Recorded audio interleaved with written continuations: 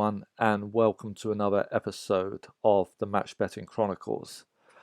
Okay, so today Chelsea played Villa, and I did a pre-game trade on Chelsea, which went horribly wrong, and I managed to salvage it in the end. But I wanted to do this video because even though I've been trading for quite a while now, and I'm not a gambler, I still had the temptation to gamble in this game because of how the trade went.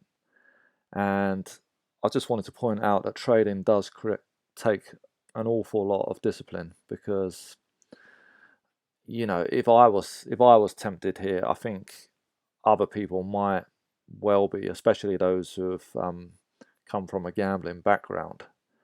And obviously, when trading, we should just never ever gamble. So anyway, let me just tell you what happened. So in the week, I saw Chelsea at odds of 1.83 to beat Aston Villa, and I did think it's got the potential to go lower. So I wanted to back Chelsea at 183, and I did that with a stake of £300. Okay. Now the reason I did that is because if you look at some of Chelsea's games, away at Crystal Palace, Chelsea were 1.78. Okay, so not too far away from the 1.83 they were against Villa. But since then, Chelsea have been playing really, really well. They beat AC Milan twice, and they beat Wolves 3-0. And I've been watching their games, and they've just been playing really, really well recently. So on the back of that momentum, I did think, especially as though Aston Villa are struggling, that the odds will go down. And when Chelsea played Southampton earlier in the season, they were 1.67. Now, Aston Villa are about where I think Southampton were at that time, and so I did expect, that Chelsea can go down to about 1.7. Even though, we did lose Reece James against Milan. Okay.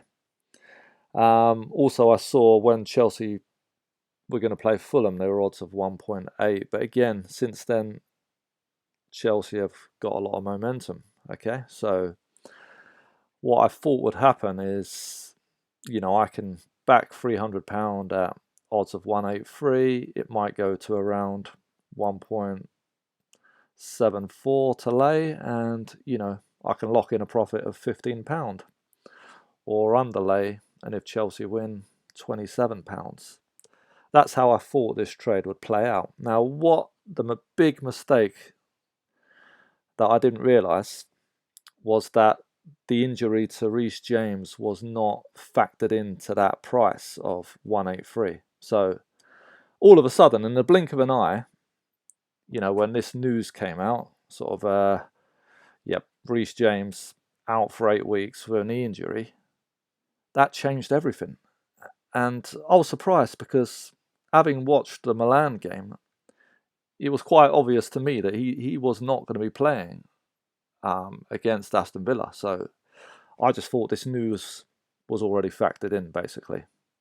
So, yeah, in a blink of an eye, this is what happened to the odds. It's gone to odds of 206, okay?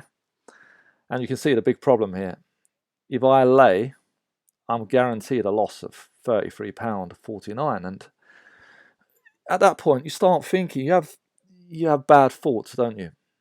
You start thinking, should I just leave it because Chelsea are in fine form, Aston Villa are struggling. Surely Chelsea are going to win, So I don't need to take that loss. I mean, I've been doing lots of little trades over the weekend into a winning position.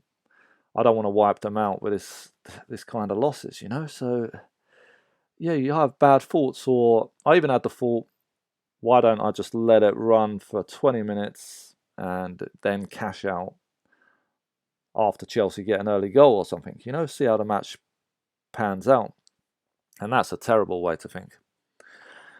So anyway, you got to think to yourself, you don't want to be gambling. And what I did to get out of this is I took the decision to underlay. Okay, so that means if Chelsea win, I come away with break even. But if they lose, instead of losing a guaranteed 33.50, I'm now losing £65. So that's about double. Okay, but still, I thought to myself, that's a lot of it's a lot better than risking £300. You're risking, well, I'm guaranteed a loss of 33, so really I'm risking only £32 here.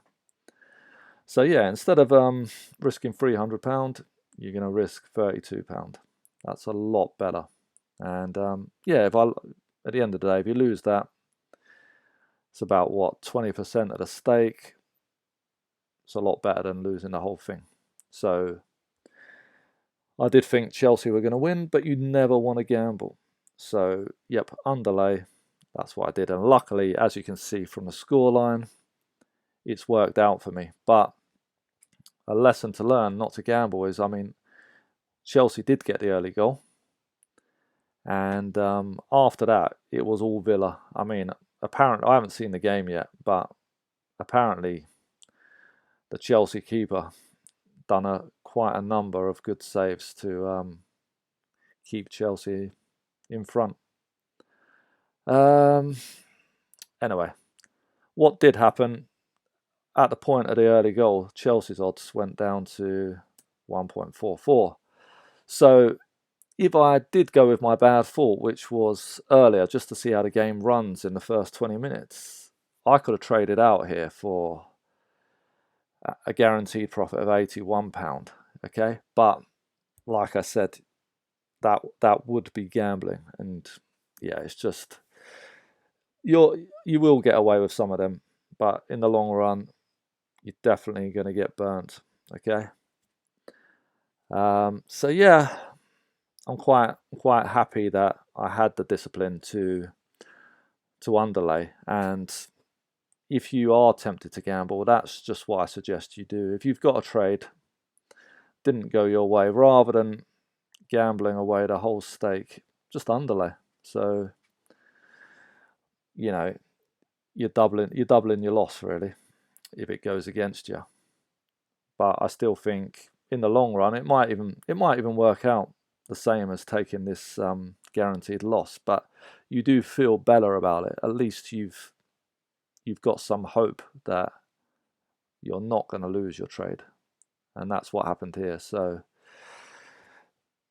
trading, it is a lot harder than match betting, because match betting you don't have to make these kind of decisions. But yeah, trading is a bit nasty sometimes. Anyway, guys, I hope you found this video useful, and if you're ever in the same position, yeah, I hope this advice makes you think about something, because like I say at the beginning, I'm not a gambler at all, but even I was thinking about it here. It's so easy to get wrapped into that, especially after I've been watching all of Chelsea's games, and you just think they should turn over Villa here. But there you go. I mean, I guarantee a lot of people made the same mistake this weekend with Liverpool and Manchester City. How many people would have thought City would not score, especially against the way Liverpool play? And I know for sure there was a lot of offers on Erling Haaland. I think there might have been a boost on William Hill, if a boost for Erling Haaland to get a goal. And I know a lot of people would not have even laid that boost, because they'd have thought it's a good price. Almost certainly Erling Haaland is going to score. But yeah, no, it's not happened. Liverpool 1-0. So yeah, I'm definitely glad I'm not a gambler, because it's strange results sometimes. Anyway, guys, I'm rambling on now. Thanks for listening. I'll see you on the next one.